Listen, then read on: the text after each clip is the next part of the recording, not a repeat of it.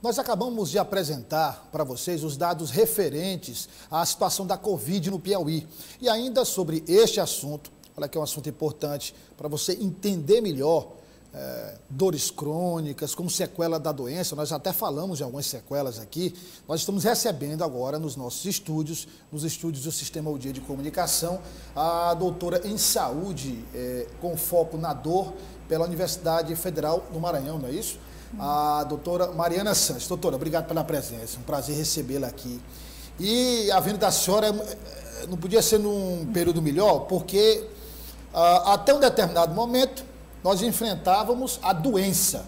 Isso. Então a gente continua enfrentando a doença e agora as sequelas da doença. E essa questão de dores musculares, porque a dor muscular é também sintoma da doença, durante a doença. Mas o que é que o paciente espera, doutora? Não, passou, vai passar também. Mas o problema é que, em muitos casos, essas dores musculares permanecem até em casos que hoje são classificados como Covid prolongada.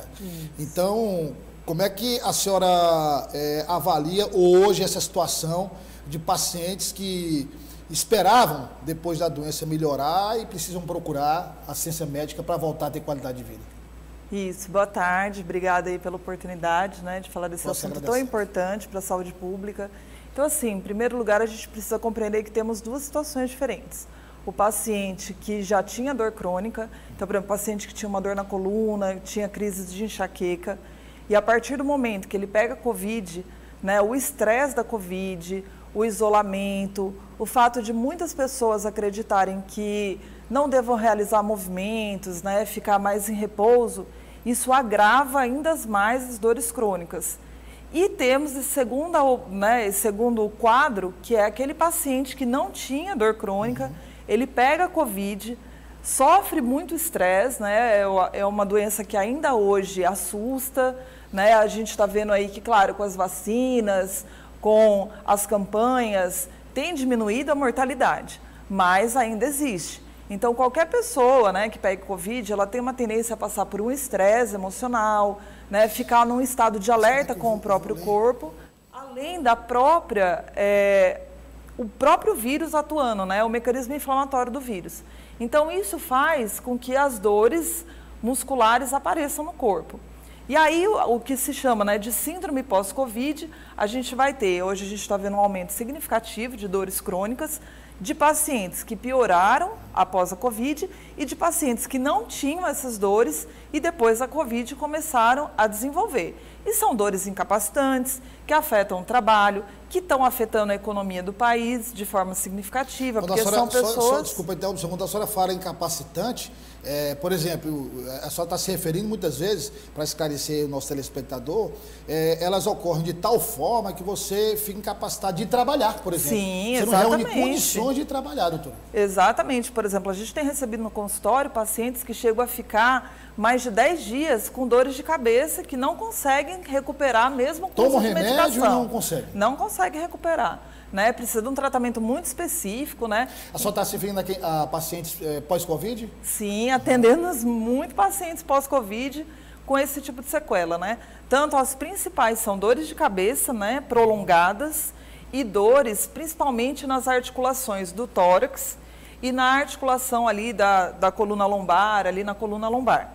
Então, isso porque medo, isolamento, o processo inflamatório do vírus, a ideia de que pegou Covid precisa ficar totalmente em repouso, Aí eu pergunto à senhora, é justamente isso, quer dizer, não necessariamente quem pega Covid, por exemplo, é assintomático ou está sentindo poucos sintomas, ele pode fazer algum movimento, Ele pode fazer algum movimento, deve fazer. Deve. Mas aí a pergunta de quem está com Covid, que movimento, por quanto tempo? Pronto, boa pergunta, Por isso que a gente tem pedido que eles busquem por orientação profissional.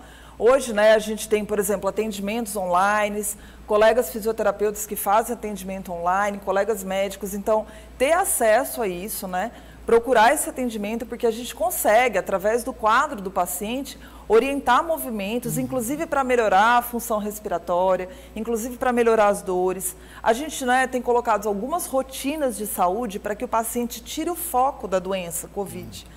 Então, são coisas simples, pequenas caminhadas, no momento ali tomando um pouquinho de sol, hidratar bastante, né? Se alimentar bem, mesmo que não esteja com paladar e com olfato. Lembrar que é importante nesse momento ter uma alimentação rica em vitaminas. Então, assim, colocando essa rotina, os alongamentos, os exercícios de mobilidade, o paciente sai do foco da doença, porque a tendência é o quê? No isolamento, ele só ficar prestando atenção nos sinais e sintomas. Está isolado, sem fazer absolutamente nada, a cabeça toda é só a Covid-19. Exatamente. Né? Aí ele entra ainda nos aplicativos, que vai ver o número de mortes. Então, tudo aquilo ali vai gerando, né, uma generalização. Ele acredita que aquilo vai acontecer com ele também. Doutora, ampliando, aqui é coisa da minha cabeça, ampliando o que a senhora acabou de falar. Suponhamos que tem um paciente aqui com Covid-19, está com sintomas, está sintomático ou sintomas leves. Se ele, por exemplo, busca, se puder, claro, buscar uma nutricionista, que passe ali um cardápio específico. Se ele buscar uma fisioterapeuta para dizer o quadro é esse e o profissional diz, então vamos fazer esse exercício. E se puder, ao longo do isolamento também, ter contato com o psicólogo, quer dizer, ele vai passar pela doença sem praticamente notar. Exatamente. Né?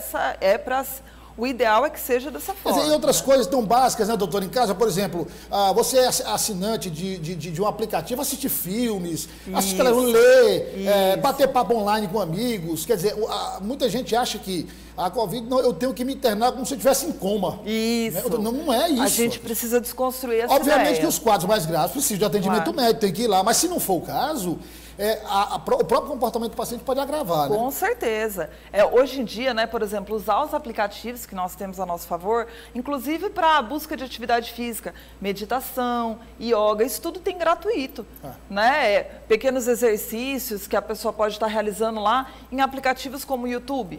Então, ele assistir, procurar fazer aquilo ali, já vai tirar o foco da doença, vai trazer mobilidade, vai trazer tranquilidade para ele e provavelmente ele vai ter menos sintomas da doença. Né? Isso vai auxiliar, vamos dizer assim, numa melhor percepção do estado de saúde dele. E aí, esse pós-Covid, né? Que já aí vai ser, se existir é pequeno ou não vai existir. Exatamente. Né? Doutora, agora aproveitando sua presença aqui, explorando um pouco mais, a senhora falou de dor aí, e dor é um assunto que está presente na vida de grande parte dos brasileiros, se não na maioria. Estou falando de dores de um modo geral. Eu, pelo menos, sou, entendeu? Eu tenho enxaqueca e esse dor no corpo às vezes, isso aqui.